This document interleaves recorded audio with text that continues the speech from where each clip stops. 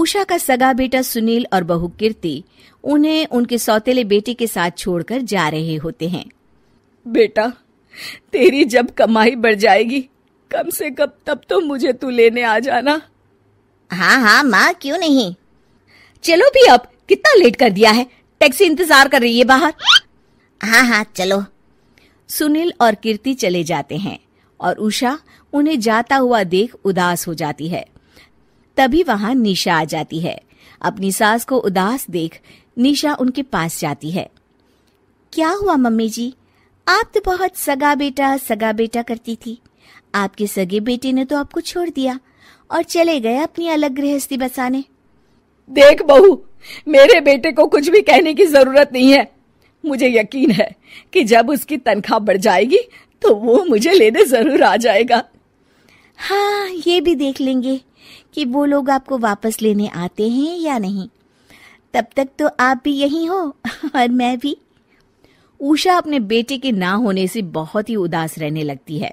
उन्होंने खाना खाना भी छोड़ दिया। सुनिए जी, मम्मी जी ने आज भी कुछ नहीं खाया। जब भी खाने के बारे में पूछती हूँ तो कह देती हैं भूख नहीं है और अपने कमरे में ही बैठी रहती हैं। ये सुनकर ऋषभ अपनी माँ के पास खाना लेकर जाता है। माँ, सुनील बेटा आ गया तू? ओह, तू है। माँ, मैं खाना लाया हूँ, खा लीजिए प्लीज। आप ऐसे भूखी रहेंगी तो बीमार पड़ जाएंगी। मुझे भूख नहीं है, ले जा तू खाना।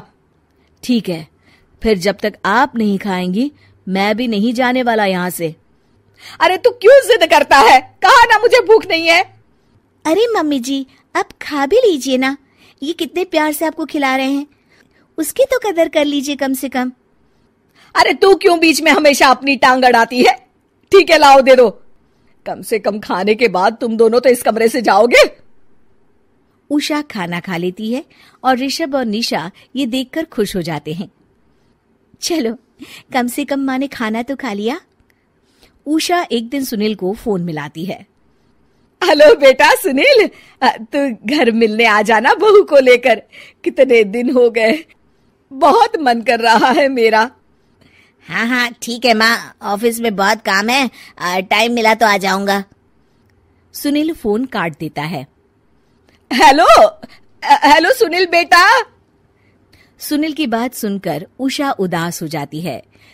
तभी वहां ऋषभ आ जाता है। माँ, ये देखो, मैं जलेबी लाया हूं तुम्हारे लिए, तुम्हें बहुत पसंद है ना? उषा जलेबी देखकर बहुत खुश हो जाती है। अरे वाह, जलेबी ला दे। उषा जलेबियां खा रही होती है और ऋषभ अपने कमरे में चला जाता है। देखा मम्मी जी, आपका ये कितना ख्याल रखते हैं, और प्यार सगे और सौतेले से नहीं आका जा सकता।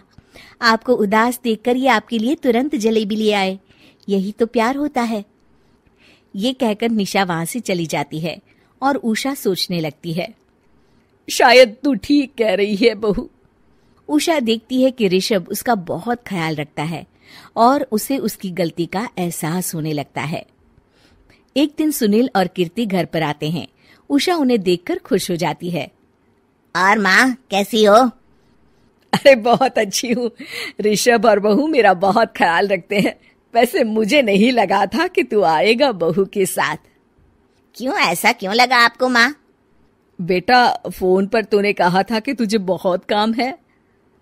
हाँ माँ, पर मुझे ये भी तो पता था ना कि मेरी माँ इंतजार कर रही होगी मेरा। ना बेटा ना, मैं तो इंतजार नहीं कर रही थी, मैंने तो उम्मीद ही छोड़ दी थी। सुनील को ये देखकर अजीब लग रहा होता है कि उसकी माँ ऋषभ से अब बहुत अच्छे से बात कर रही होती है और उसके आने की उनको कोई खास खुशी भी नहीं होती है। अपनी माँ का ध्यान न पाकर उसे थोड़ी सी जलन महसूस होती है। माँ, ये देखो मैं क्या लाया हूँ, साड़ी तुम्हारे लिए। हाँ बेटा, अच्छी है साड़ी तो। अच्छी है तो फिर आप आज इसे पहनो और फिर कहीं घूमने चले जाते हैं। बेटा, ऋषभ ने भी मुझे साड़ी दी थी, आज तो मैं वही पहनूंगी। तेरी दी हुई साड़ी फिर कभी पहन लूंगी। सुनील को अब बहुत ही ज्यादा जलन हो रही होती है। उसे समझ नहीं आता कि अपनी माँ का ध्यान फिर से कैसे वो अपनी तरफ खींचे। रात हो जाती है और उनके जाने का वक्त आ जाता है। माँ चलो अपना सामान बांधो और हमारे साथ चलो। कीर्ति ये सुनकर चौंक जाती है। ये क्या कह रहे हैं आप? हम सासू माँ को लेने थोड़ी ना आए थे। अरे तुम चुप हो जाओ। माँ चलो जाओ, अपना सामान बांध लो। आप मेरे साथ आ रही हो, मैंने कह दिया तो कह दिया।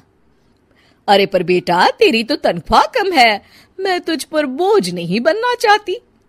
अरे मुझ पर बोझ नहीं हो माँ, बस आप चलो ना, मैं लेकर ही जाऊंगा आपको। नहीं बेटा, अब मैं नहीं आना चाहती। मैं तो अब ऋषभ और बहू के साथ ही रहूंगी। ये सुनकर ऋषभ चौंक जाता है। ये क्या कह रही हो माँ? हाँ बेटा, मैं कहीं नहीं जाने वाली अब।